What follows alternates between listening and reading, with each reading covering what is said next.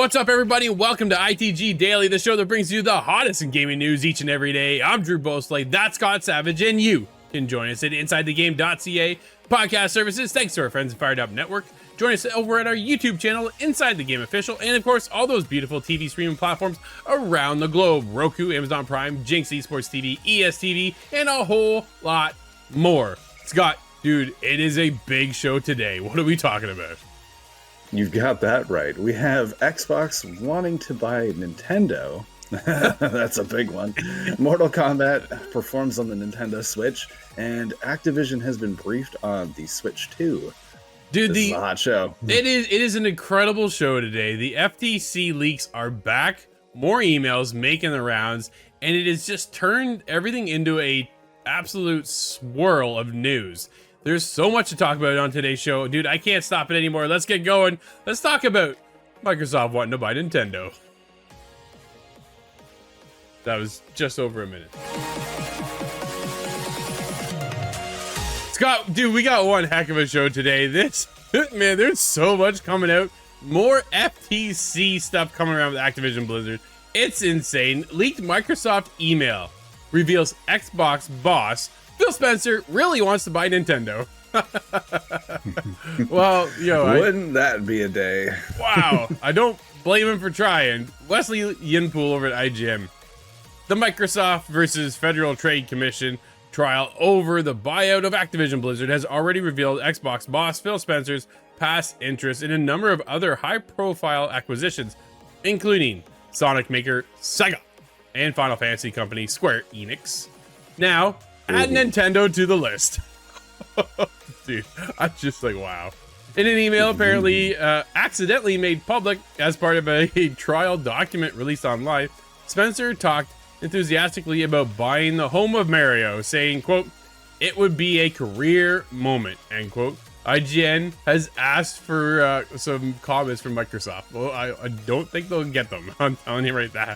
Oh man, yeah, that would be the turn of the console war right there. The most definitive battle fought of the console war. It's insane. The email sent in August 2020 before Microsoft bought Bethesda owner ZeniMax also reveals Spencer's interest in Steam owner Valve and Warner Brothers network of video game studios, which includes Mortal Kombat maker NetherRealms and Batman Arkham developer Rocksteady, among many others.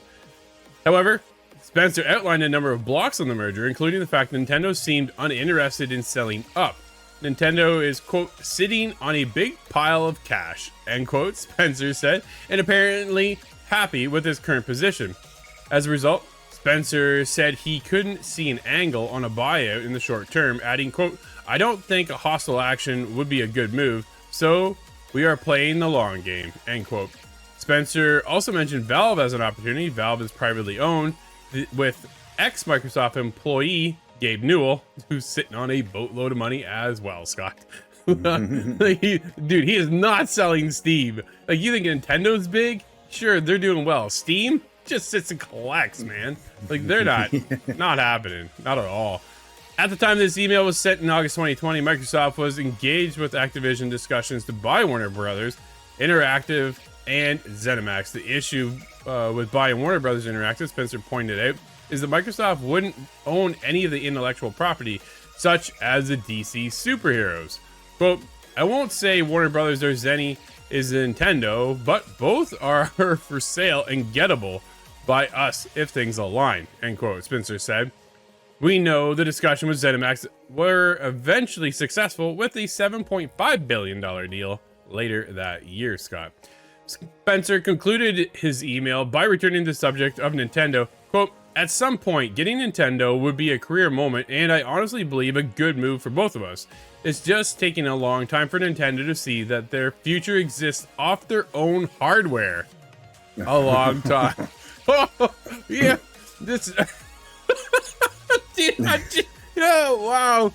I get this was supposed to be an internal email only, not out for the public to see.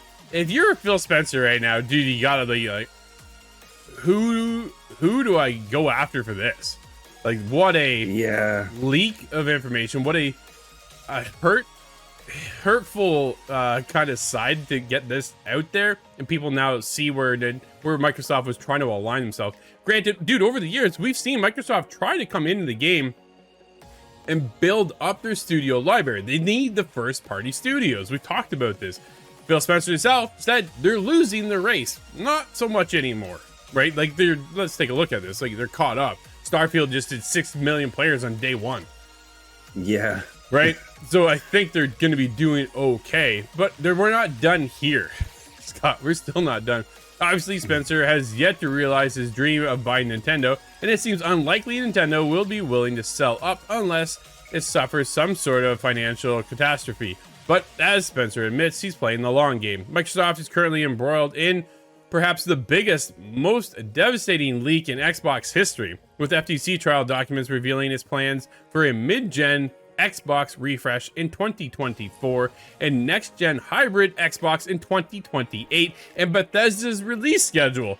We have more to talk about yet. We are not done with this by any means. Even in today's show, we have so much to talk about, Scott. Dude, buy Nintendo. Incredible ambitions to buy Nintendo. I have to think, though, this was eventually somebody had this conversation with Nintendo about Sega, Xbox about Sega. There has been big acquisitions kind of like this before.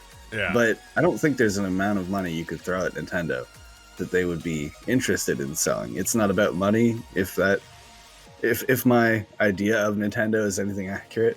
No, it's about their properties, right? It's about Mario, building the museum, building the theme park. Everything's about Nintendo, man, and they're not going to give that up. After everything they built, and just go, here, Microsoft, you now own us. Now, granted, this was 3 years ago when this email was done up, right? Things have clearly changed. Now we're getting into what essentially sounds like the Switch 2 next year. We'll talk about that here shortly as well. Like, man, we could go for an hour today, Scott. It's an interesting take on how Microsoft wants to come in and swoop in and take up some of these companies so that they can build their library up against PlayStation, right? That's the competition. How do you succeed over top your competition? Do you buy up the competition? That's what they're looking at doing. This is why they bought ZeniMax, right? This is why they now own Bethesda and all the studios there. Now they're about to own, by the sounds of things, if it all goes through, Activision Blizzard. Dude, like they're looking to line themselves up so they're in a much more competitive angle when it comes to where PlayStation is at, who's still crushing it, by the way. Don't think PlayStation's hurting, because they are not. They're doing just fine with some of the most incredible IPs. Dude, Spider-Man 2 couldn't look any better. I cannot wait to get on that one, and swinging through the streets of everywhere, twice the size of what the first Spider-Man was. There's a lot of hype coming in for Spider-Man, and Microsoft needs to build that up. Dude, they've suffered as of late. Redfall tanked, right? It's not done well at all. That was a big flop. And they've seen others suffer throughout as well. How do you stick it and get a good landing? Well, you need other IPs to come in. You need other studios to come in and build you a first-party banger title like Starfield. You can talk about all the issues there are, but granted, still 6 million players on day one. There's a reason why you want to buy all these studios. Well, it's interesting that this is kind of an extension of the conversation of Nintendo has to be able to run the new Call of Duty games that come out. That's part of this whole legal hang-up, is that stipulation has to be made. And it really boggles the mind how that's going to happen. It seems like Nintendo and Xbox will have to speak and work together on some level to make that happen. And I think that's where this came up, the extension of that conversation. Well, what if we just port all Nintendo stuff to Xbox instead of putting Xbox stuff on Nintendo? Well, this document leak now gives PlayStation an edge. Hey, Microsoft's looking to do a refresh next year for a console. Granted, we're also talking about a PS5 Pro right now too, so there is that opportunity that's coming around. Next gen hybrid Xbox 2028. Okay, now we need to line ourselves up for PlayStation on the side, right? What's our PS6 look like? When are we going to drop that? Do we wait a year after? Do we drop the year before, get the mind share, or do we drop at the same time and just go head to head? There's a lot of back and forth now in the uppers, right? How do they align themselves with this new information? Very interesting time, Scott. So interesting. Microsoft buying Nintendo. I don't think so. Scott, topic number 2. Players are taking aim at Mortal Kombat 1's Nintendo Switch port. No way. Really? Shocker. Tom Ivan over at VGC. While NetherRealm Studios developed the PS5 and the Xbox Series X and S versions of the game, the PC and Nintendo Switch port versions have been handled by QLOC and Shiver Entertainment / Saber Interactive, respectively. And apparently, it's horrible. A number of players have taken to social media platforms and online forums over the past few days to highlight the graphical differences between the current gen and Switch versions of Mortal Kombat. Scott, what did they expect to get over on the Switch? Oh, and it does not look pretty. Dude, it is ugly. Yeah, no, it's bad. While the Switch version was never expected to go toe-to-toe with the other ones, visually, no kidding. Its graphical downgrades combined with significant performance issues have left some commenters questioning why Nintendo players are being asked to pay $70, the same amount as the game costs on the other consoles. Dude, I'm telling you right now, on the Series X, it looks incredible. I've got my review coming up this week. I'm working on it, and man, I cannot wait. I have so many good things to talk about. You want to know why? Because I didn't play it on the Switch. That's why. Yeah, it's not generally recommended for the serious game session. When they announced the platform's release date it was coming to, it said the Switch, and you and I looked at each other and went, no. No. Why would you do that? The current gen version of the game have been well received by critics, garnering an 88 on Xbox and an 86 on PS5 scores on review aggregation site Metacritic. Again, see, doing really well. The game is solid, it runs, it looks pretty. There's a lot to kind of get into it. Here's the Nintendo Switch version. Ready? There are frame rate issues, big resolution dips, input and timing problems related to performance drops, missing content, game-breaking bugs in invasion mode, long load times, and unresponsive menus. That's according to Nintendo Life's review, which awarded the game a 2 out of 5 stars. Scott, of course this game runs like trash. I can't believe they put it on the Switch in the first place. This is a very time-centric game mode, right? This is, dude, it's a fighting game. You got to be on point. Nintendo Switch does not have the power anywhere capable of handling this game. And it shows. Oh, it destroys the entire experience. If you've ever played with any amount of lag on an online lobby, it's unplayable. And that seems to be the entire experience on Nintendo Switch. And looking at the graphical comparison of it, it's almost, I want to say laughable, but that's almost just painful. It's not worth a laugh because it's almost like a PlayStation 2 graphic. Yeah, I get wanting to play on your Switch if that's the only platform you have. Not everybody has the fortune of getting a PS5 or an Xbox Series X and S, so you can play it on the Switch. And I'm really sorry that that's where you had to play this game, because I'm telling you, it runs so well everywhere else. But we knew the other side of it, dude, is when I take a look at it going NetherRealm, a studio, dude, I hold with high regard, right? I followed them for years. I've been there from the very beginning, Mortal Kombat 1. And to put this on the Switch, who at the studio thought this was a good idea? Now, I understand, again, it's not NetherRealm who did it. They're working on the PS5 and the Xbox Series X and S version. But it is the other studios, just who wanted to put it over there just to make a couple extra bucks. But it hurts the IP, don't you think? Yeah, I think it tarnishes what would be, well, presumably an 8, 9 out of 10 experience. Yep. And just having this on the record is really painful to the whole Mortal Kombat brand. It does make sense. You want to put it everywhere where people are going to play it. And that makes sense. But it has to work. You can't just put up a picture of it. Yeah. Like, we'll have a couple comparables to look at, but my goodness. Dude, this is one of it reminds me of GTA Trilogy that they remastered and brought over how bad that looked, right? That's kind of where we're at here. And that, to me, like, doesn't make any sense. At the end of the day, someone at the top should have said, no, we're not putting it on the Switch. Straight up. It's not going to look anywhere comparable. It's going to come out on day one, and people are going to go, look at the Switch version compared to the PlayStation or the Xbox version. Not even close. And of course it doesn't run well. Like, it just, man, you have to have blocks running on the Switch for it to actually run smooth. And it's just unfortunate that's how it's gone. Which is, man, it's really too bad because I love Mortal Kombat. the last thing you want to see is it gets like the huge down score in the overall, because right, you go to Metacritic right now and you take a look at the Switch scores.